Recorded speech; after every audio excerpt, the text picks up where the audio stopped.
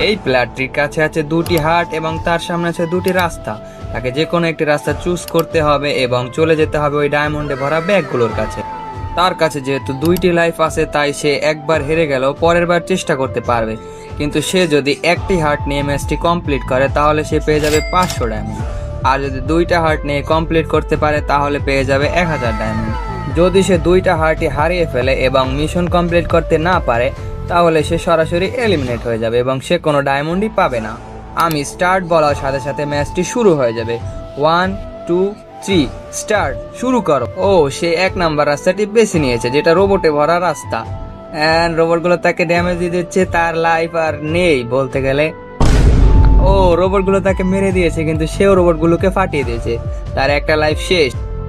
তুমি কিন্তু already 500 diamond হেরে গেছো। এবার যদি তুমি হেরে যাও তাহলে তুমি আরো 500 ডায়মন্ড হেরে যাবে এবং তুমি চ্যালেঞ্জ থেকে বাদ পড়ে যাবে।